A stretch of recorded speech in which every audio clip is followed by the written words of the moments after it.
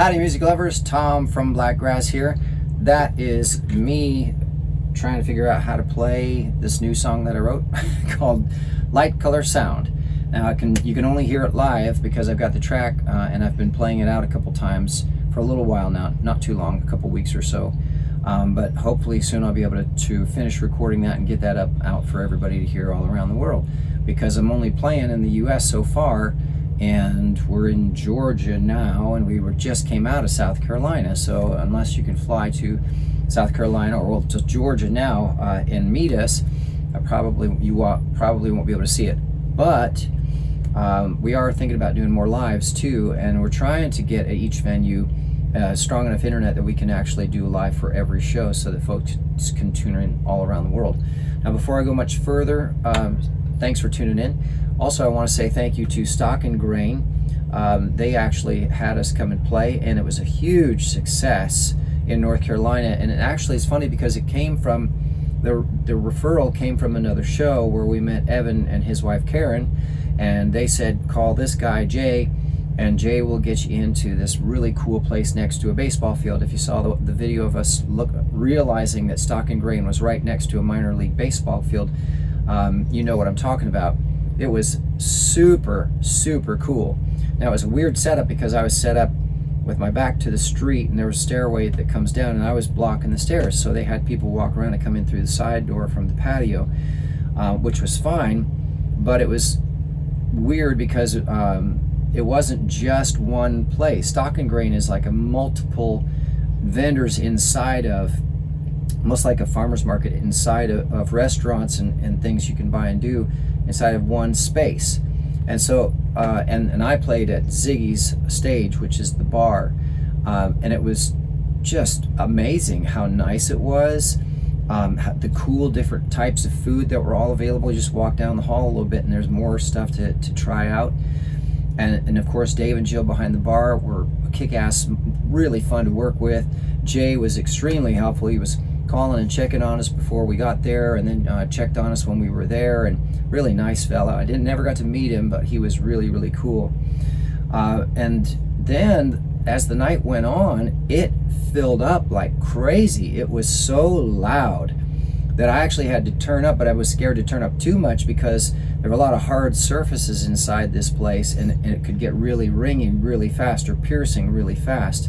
So I had to kind of find a balance between how loud this body of people were when they were talking and singing along and having fun and clapping, compared to what I should put out with speakers to not make it so that Dave and Jill can't hear orders, or people down the hall can't hear what their people ordering food and such. So, but it was an amazing night.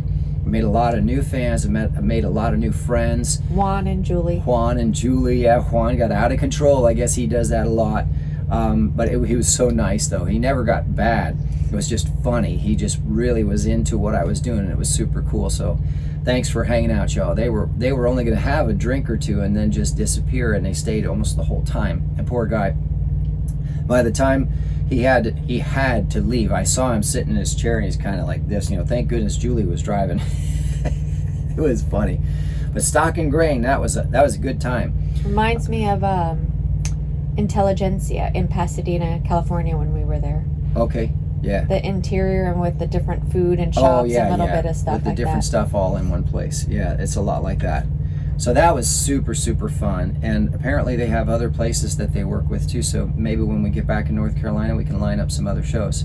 Also, I got my Carolina Home and Garden shirt on. This is actually one of my favorites because it's all cotton, and it's such a cool design too. I don't know if you can see it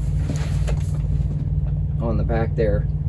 But they were super nice too, and that was that night, or the day it was a Sunday, where it actually was misting outside. It was raining, and there were like 300 or 400 people inside this place, packed in, checking out a farmer's market and food and all the different stuff that they grow there, and the music and the bar and the wine bar and the smoothies and stuff. That was a lot of fun too.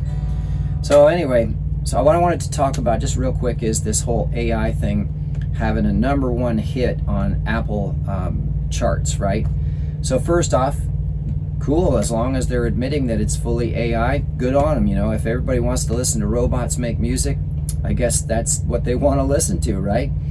As an independent artist, all I'm looking for are the people that like what I do. That's it. So if somebody else likes what AI robots do, well, then good on them. They're allowed to listen to whatever they want to. At least they're being honest. Now I wish they would be more transparent about how they got that #1 spot. Because as we have discussed on our videos, and we've seen on many, many other videos, all labels or anybody with a budget can buy a #1 spot. Those charts don't really mean anything. What they mean is that they paid for streams and clicks and bots to go, and they just had a big enough budget that they could buy the spot. That's really all it is. It's payola, just like it used to be when you would pay a DJ to play your stuff to get a #1 spot. And actually now you can pay them, but they never really play it. They just say that they played it, which is even worse, right? Because then now you've got a #1 spot, but you have no audience. You don't have real fans. Now, the other thing too is this AI artist, how are they going to have them go and do live shows?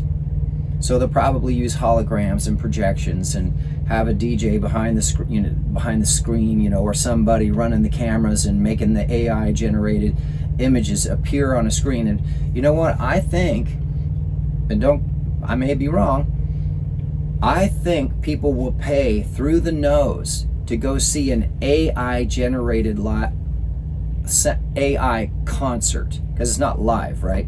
You're just going to be watching somebody push a software program and play a movie on a screen, and you get to scream and yell like you're at a live show, right? That would be hilarious as far as I'm concerned. Because I'm not in competition with AI. Even if they write the same styles of music that I do, I'm not in competition with anybody. All I'm doing is what I do, and if people like it, great. If they don't, that's all right. There's 8 billion people in the world. All I need is a small, tiny fraction of that, like 0.0000001% of that to like what I do, and I'm making a really, really good living. And that's all I need. I'm happy to just travel around and play my music to whoever it is that wants to hear me play my music. And if somebody creates an AI software that generates better music that people like more en masse, well then fine. But the other thing you got to take into consideration too is that most of the world has been programmed for so long to receive whatever is put in front of them enough times and accept it as an emotional connection for them, that they probably don't even notice that it's an AI artist. And then if they did, they'd be like, I don't care. So what? I like the song, right? So that's the good and the bad of being so conditioned by this society, by the way the world works right now, is that a lot of people are just apathetic to whether it's really good or not, or really a man or a woman or not, or whether record companies are evil or not, or whether corporations are evil or not. They're just like, well, what am I going to do about it? And drink their Starbucks and eat their McDonald's and keep watching whoever the biggest celebrity, #1 Apple song, listening to that, listening to whatever, watching whatever movie is the most popular and has the most explosions and the most cool, graphics in it. That's just the way people are conditioned right now, or a lot of folks. However, there is a very large percentage of people that I'm meeting on the road face to face who are eager for not only new music, but an actual connection, right, with a man or a woman who's actually performing. So, I'll leave that there. Tell me what you all think in the comments, because I still think there's a place for AI music, and I think that it'll inevitably end up in elevators and grocery stores and department stores, or when you're walking down the escalator in the airport, you'll hear it occasionally, and the whole big hoopla about it will slowly fade into the background, but it'll always be around. It'll always be there available, especially for things like television and movies. That's going to save a lot of money. Instead of hiring orchestras, you can have AI create something that sounds like the Star Wars, music, and it's beautiful and it fits perfect with the movie, but it's super low in budget. And that's just economics, So I hope that's helpful. And howdy to all my friends at both Stock and Grain and at Carolina Home Gardens. Miss y'all and hope to see y'all soon. If you haven't already, please give us a thumbs up and subscribe. Also, we have CDs for sale on Elastic Stage, and we're on every social media platform, and we're on every streaming service. So please, listen or put our song in a playlist. Even better, go to the website blakgraz.com and download a song. That comes right to us, and that keeps gas in the camper and keeps us rolling down the road. I think that's it. Also, we're on TikTok, and I said that, didn't I? We're on all the social media. What else is there? When you come to live shows, we actually have beer koozies too that are Blakgraz beer koozies. Sometimes most times we give one away too for people who sing along with us. And then also we have handmade t-shirts that we made on the road. And you can see the video if you check out our playlists of when we were outside of a parking lot doing it. You can buy them too at shows.